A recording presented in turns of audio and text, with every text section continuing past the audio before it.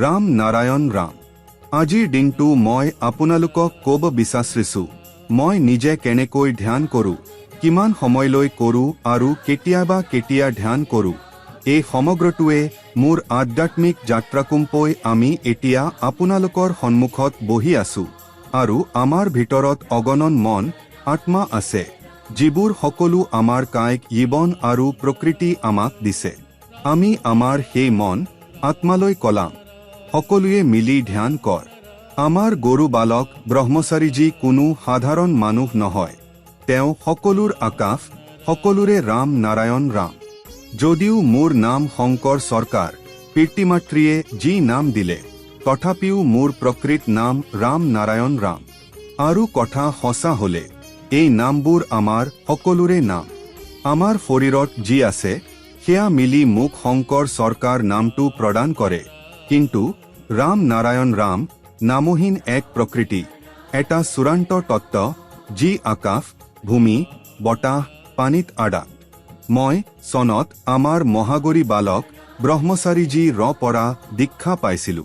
তেতিয়া এজন আত্মীয়ই মোক তাত লৈ গৈছিল। আমি দেখিলো মহাগৰী সাধাৰণ মানুহ দৰে, কোনো জটাধুটিহীন সাজপৰীৰে, বৰ্তমান দিব্যত্বে আবৃত নোহোৱা, কিন্তু তেওঁৰ মুখত সূৰ্য যেনে উজ্জ্বলতা আছিল। তেতিয়া চৰ্চা লওঁৰ বাবে বিপুল ভিৰ আছিল। মই পিছেলগু ৰলো। তৎক্ষণাৎ এক অলৌকিক ঘটনা ঘটিল। এগৰাকী শিষ্য শংকৰ চৰকাৰ জনক চিনিব পৰা নাই, সেয়া শুনি মই স্তব্ধ আছিলো। কিন্তু সেই শিষ্যে সন্মুখত আহি ক'লে, মহাগুৰুৱে আপোনাক মাতিছে। পিছত মই তেওঁ লগত মহাগুৰুজীক সন্মুখত পেলালো।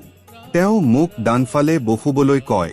তেতিয়াকৈ মই বছৰ বয়স কৰিছিলো, ধৈৰ্য কম আছিল, কিছুমান আজ্ঞাহীন শিশিশিলভতাও বোধ হৈছিল। তেওঁ মোক 2 ঘণ্টা বসাই ৰাখিলে আৰু আন লোকক দীক্ষা দিছিল। মই বহিবাৰ উঠি যাবলৈ চেষ্টা কৰিলো, কিন্তু মহাগুৰুজীক ডাঙৰ শিষ্যে ইয়াক নিদিবা কয়।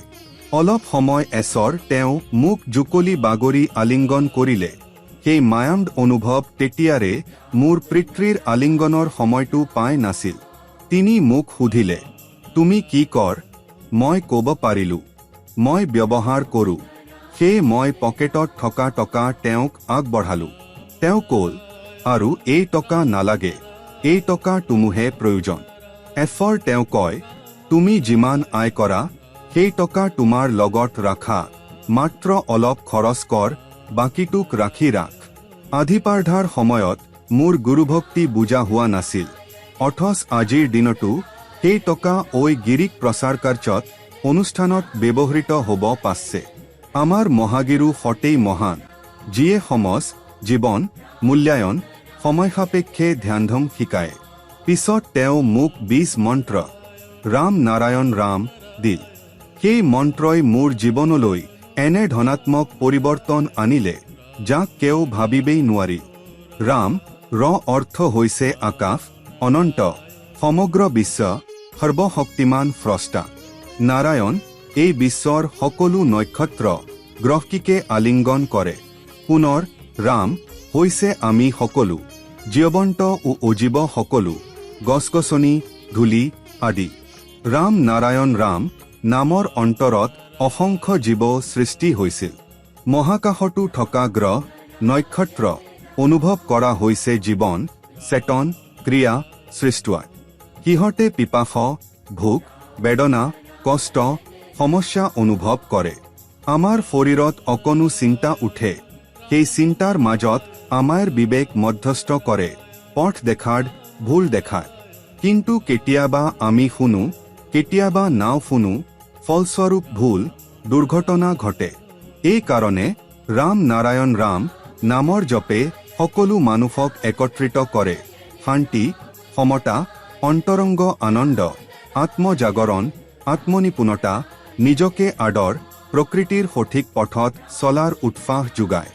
সদায় আপোনালোকেও এই 20 মন্ত্ৰত অন্তৰ্ভুক্ত হওক, আপোনালোকৰ জীৱনক উজ্জ্বল কৰি তোলক।